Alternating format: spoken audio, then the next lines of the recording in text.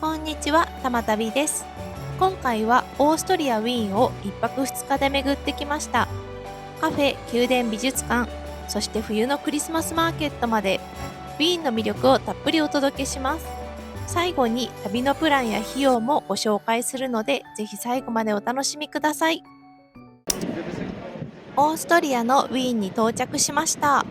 ヨーロッパの建物が美しすぎてテンション上がります。2日間という短い期間ですが、全力で楽しんできます。まず向かうはホテルザハー内にあるカフェです。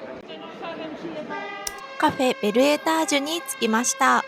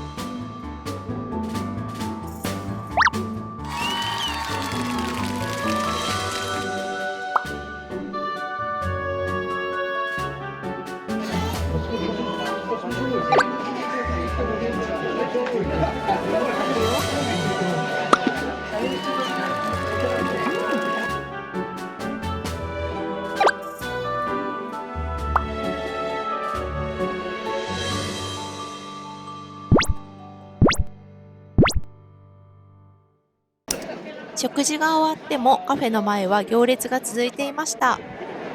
カフェの窓から見えたケルントダー通りをお散歩します。甘いものの次はしょっぱいものが食べたくなったので、ソーセージスタンドに立ち寄りました。珍しいホットドッグを購入。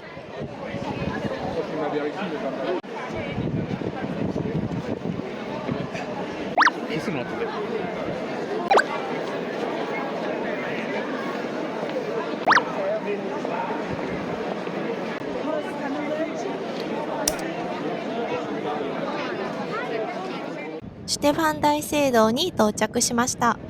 きらびやかで素敵な内装が広がっています。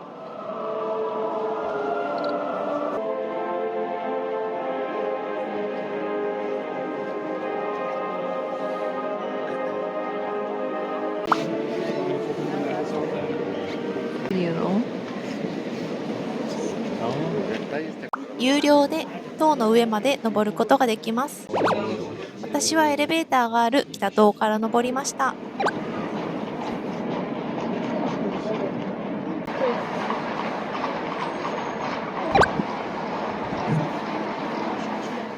今でも初めて大聖堂を見た時の迫力美しさは忘れられないです。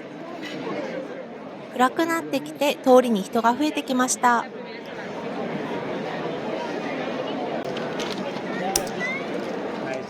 レダラッハというスイスの高級チョコレート屋さんに到着。クリスマス仕様の可愛いデザインがたくさん売っていました。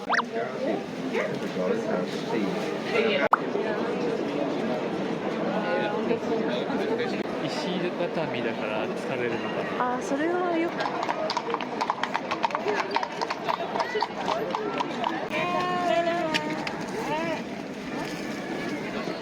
5分ほど歩いて次の目的地に到着。美術史美術館の前でもクリスマスマーケットがやっていました。チケットを購入して早速中に入ります。ここはハプスブルク家の芸術コレクションを収蔵公開するために建設された建物です。ルネサンス様式を基調とした壮大な外観と豪華な内装。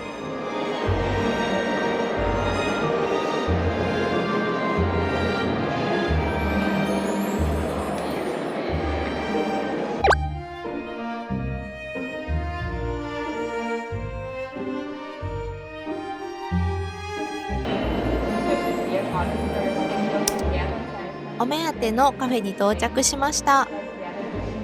美術館の中には世界一美しいカフェがあり、こんな素敵なカフェは初めてです。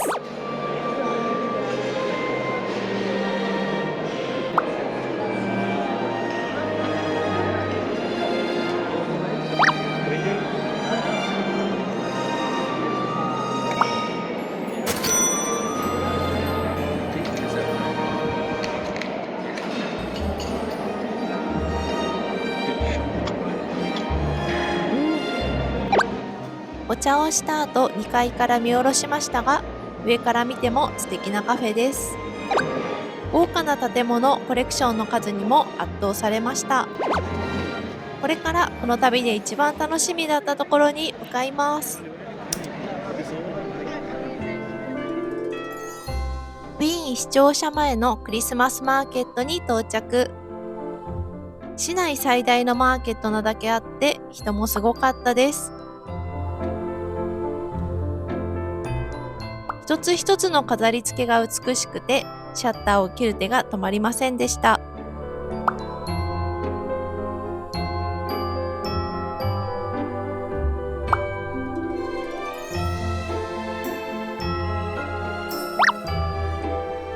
クリスマスマーケットといえばホットワインですね。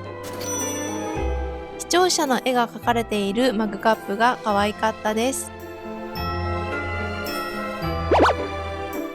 お腹が空いたので食べ歩きしたいと思います。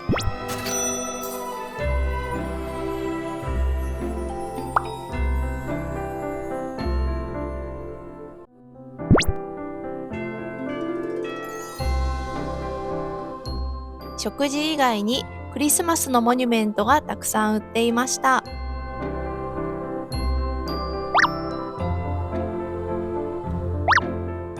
一度は行きたいと思っていた本場のクリスマスマーケットに来れて幸せな時間でした。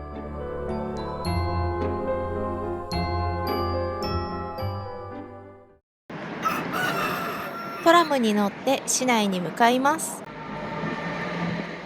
ホーフブルク宮殿に到着しました。庭園に入るとすぐオーストリアの作曲家モーツァルト像があります。ね、裏側も綺麗。これから庭園の中をお散歩したいと思います。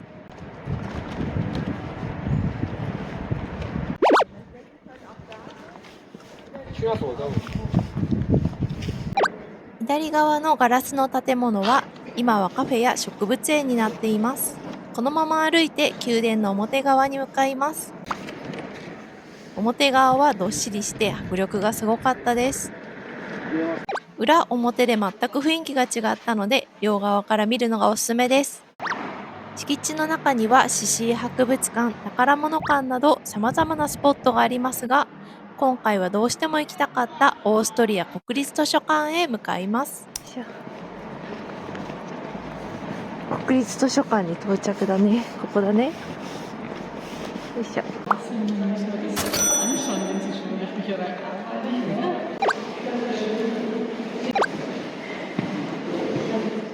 ここは世界一美しいと言われている図書館です。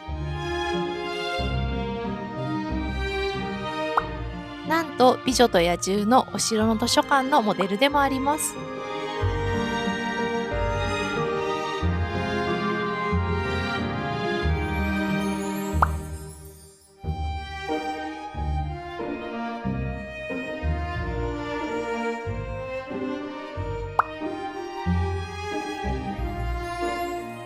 帰る時には行列だったので早い時間に行くのがおすすめです。これから昔から憧れていたところの見学ツアーに参加します。ツアーは公式ホームページから事前予約済みです。ウィーン国立歌劇場に着きました。ガイドさんが来るまでエントランスで待ちます。ついにホールに入りました。この席に座りながらオペラ座の歴史から運営まで様々なお話が聞けます。そしてお目当ての館内見学です。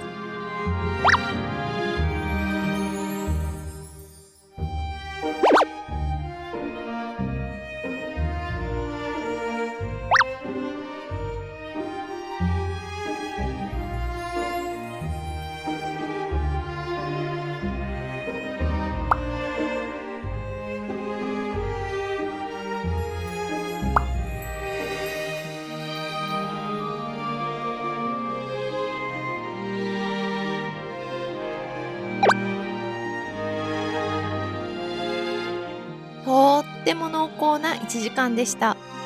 いつか絶対にウィーン国立歌劇場でオペラ鑑賞がしたいです。お腹が空いたのでお昼ご飯を食べに行きます。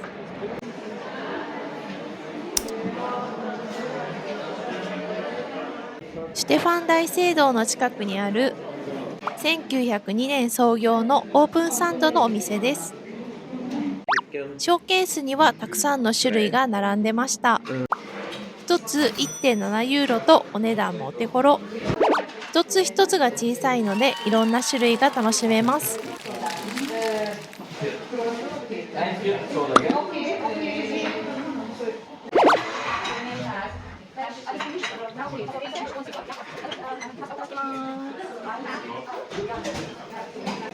ラスト。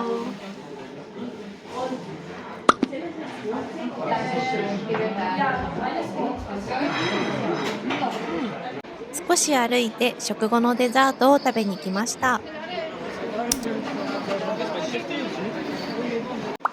ウィーンで一番有名なジェラート屋さんだそうです。チョコやバニラ、ナッツ系と種類が豊富。珍しい色のアイスもありました。ザノニザノニ美味しいじゃん。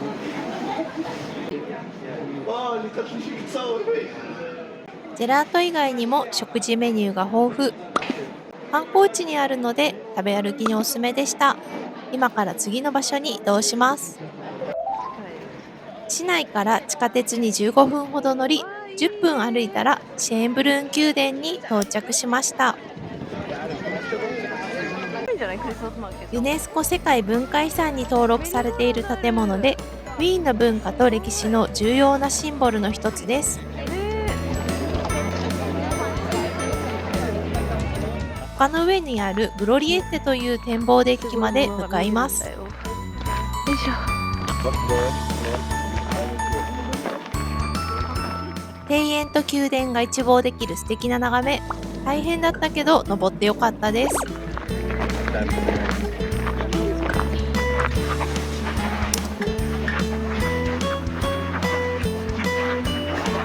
グロリエッテの奥にはカフェがあるらしいので見に行ってみます。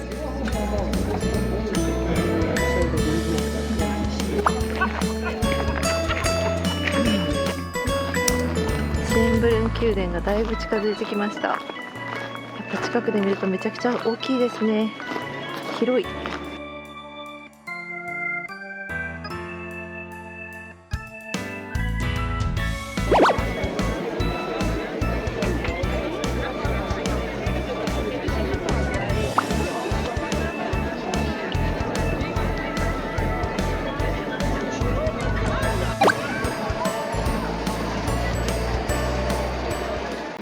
すっかり暗くなってしまいましたが、ベルベデーレ宮殿に到着しました。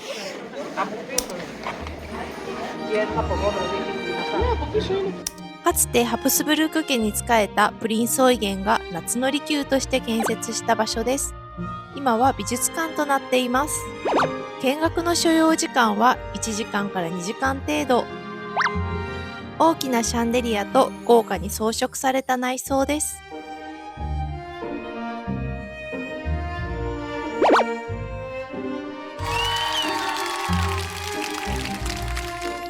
上宮美術館にはクリムトの作品の寄贈数が世界最大です。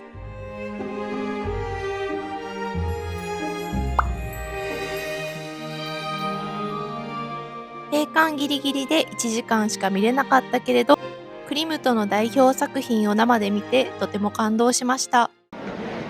今から市内に戻って夕ご飯を食べに行きます。グリーンヘンバイスルというお店で、1447年創業、ウィーン最古のレストランです。多くの作曲家も訪れたそうです。予約をしていたので通称サインの間に通してもらえました。この辺りがベートーベン、モーツァルトのサインだそうです。メニューはウィーンの代表的な料理はほとんど揃っています。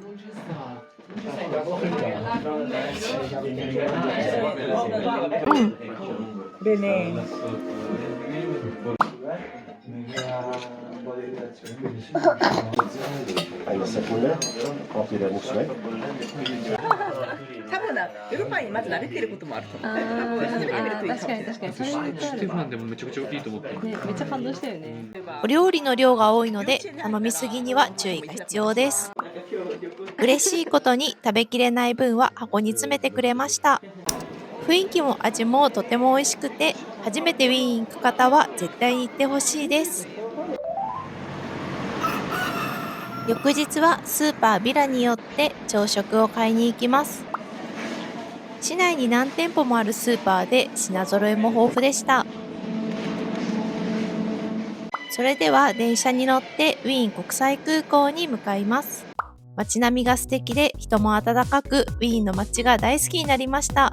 この動画が参考になった方はいいね、フォローで応援お願いします。最後にウィーン2日間のプランと費用を載せていますので参考にしてください。